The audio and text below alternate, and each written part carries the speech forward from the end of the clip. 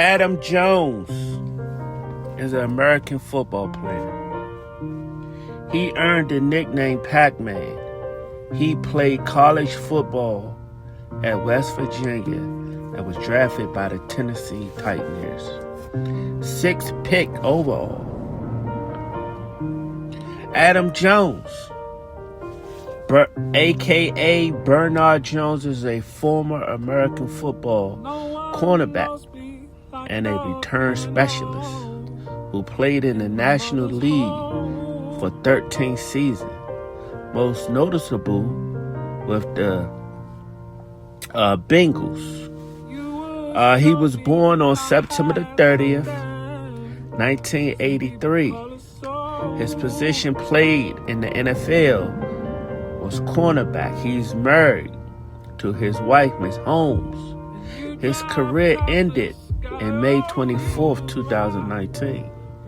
This guy is 5'10". He can do a 40-yard dash in 4.42 seconds. He went to Western Virginia University, and he has a child. Tyrone, why are you reading this information to us? There's a dark side between the NFL and the streets. And we're going to get to the street situation. He played in the NFL. His contract was for $13 million over the cap. The number 24, Seattle Bengals cornerback. Also, he played for the Denver Broncos as a cornerback also. But in 2007, Jones was arrested or questioned by police in 8 different occasions during his playing season. This includes a 2007 shooting outside a Las Vegas nightclub that paralyzed a man, and it caused Mr. Jones $11 million in damages.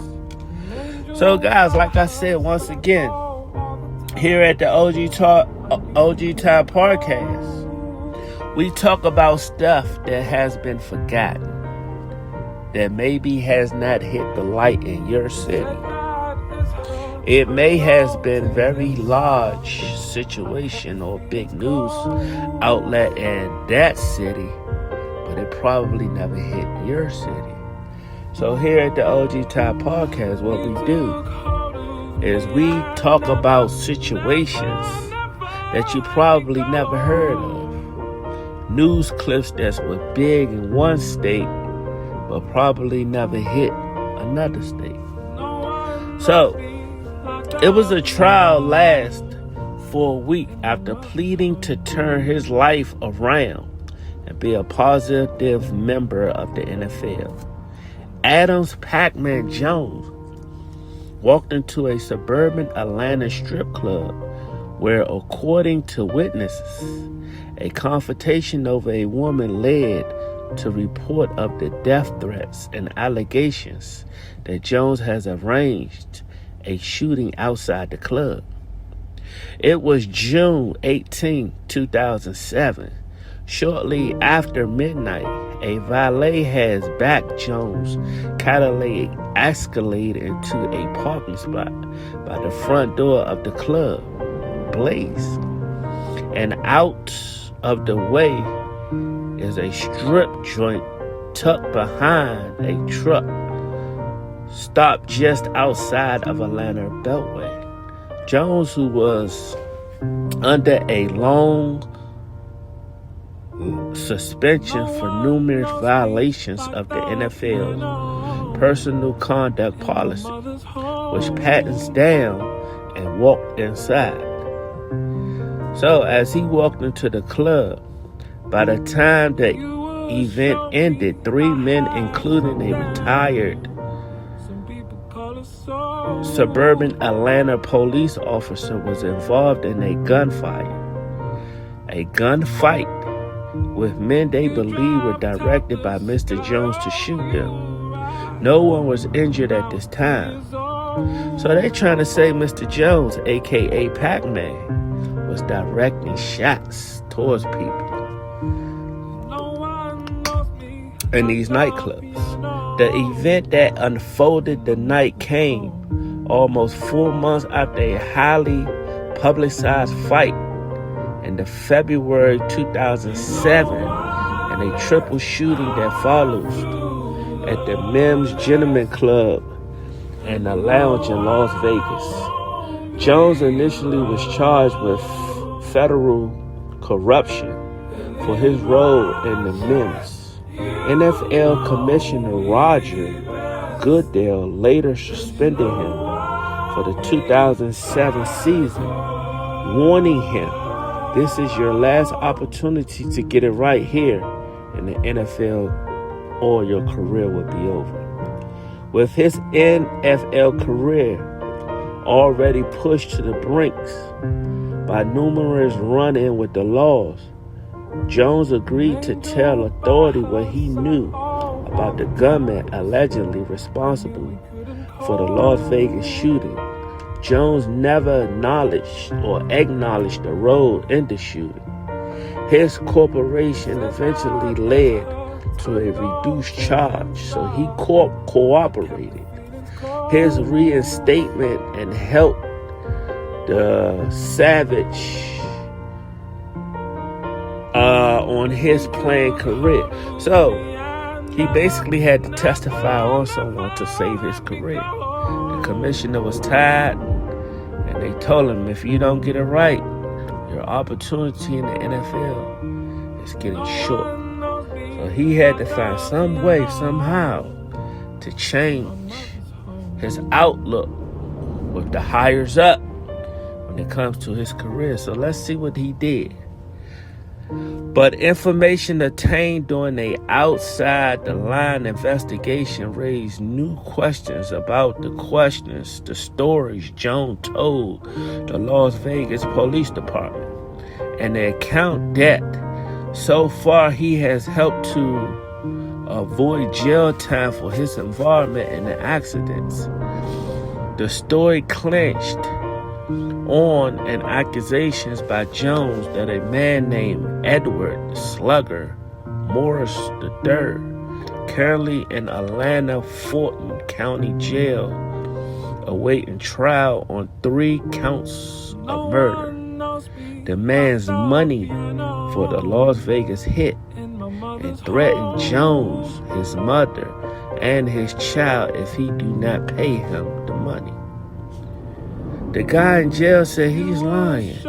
"I know this ain't true," Morrison told outside the line by people from jails.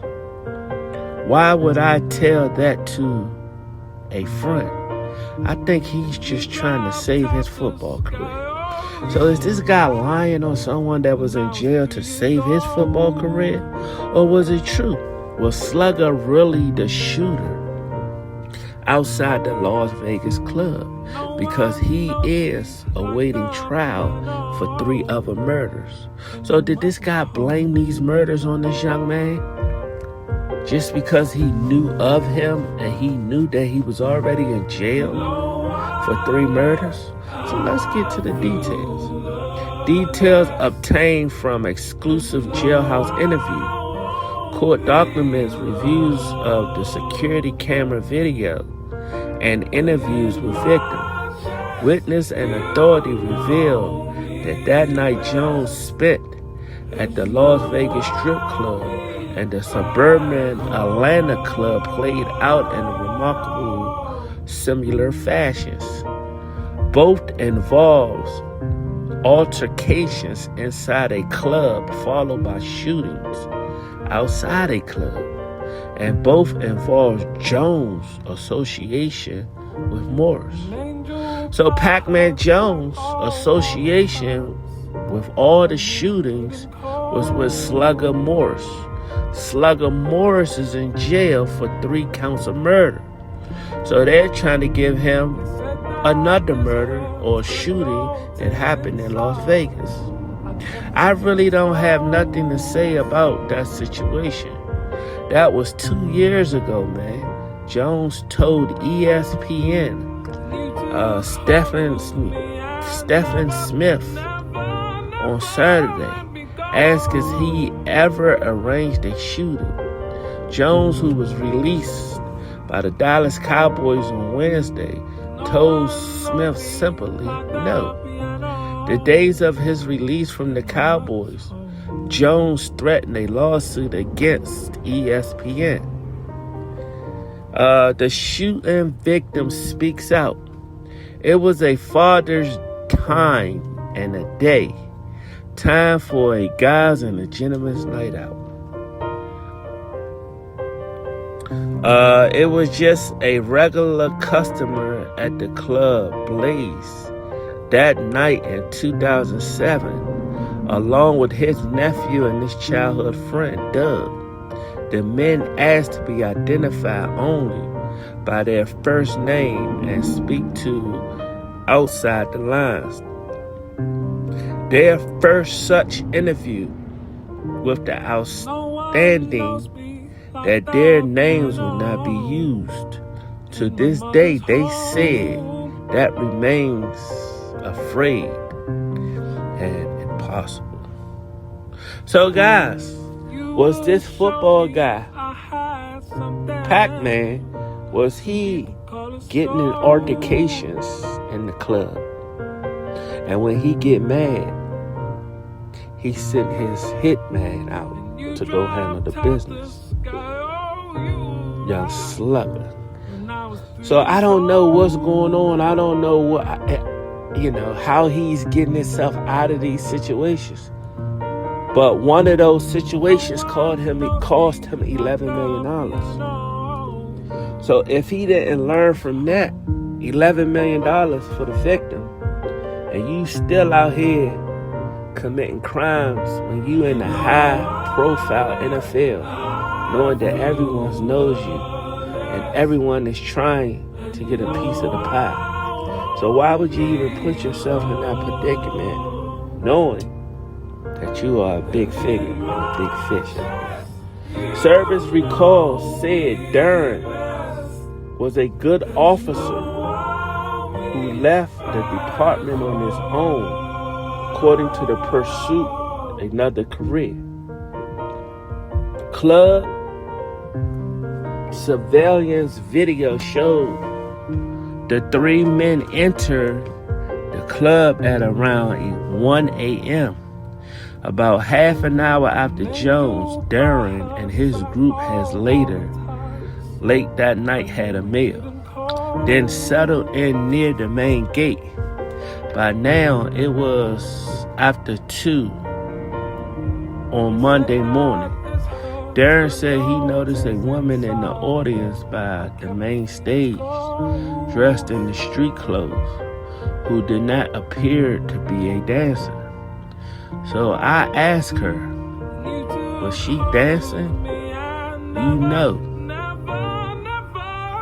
Should she give me a dance or something?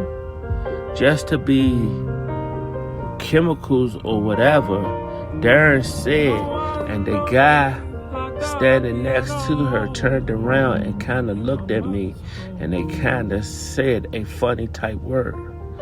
Don't say anything to her, man. I was like, okay. Is she with you, cuz? And he went on to say, just don't say anything to her, Slim. A few minutes later, Darren said his nephew returned from the bar and told Darren that the man had exchanged words with Pacman Jones. Moments later, Darren said he sensed the pressure of several different people approaching him with the intent to hurt him. He said he didn't know what was going on. He said a light-skinned dude, man with an unusual tattoo and similar adopts by the New Orleans Saints, looks like him at the moment. So guys, right now we're going to take a break. We're going to get back a little bit focused because we're getting a little unfocused. But until next time, let's take a break, see what's going on. You guys go get some wine, and we'll be right back here at the OG Top Podcast.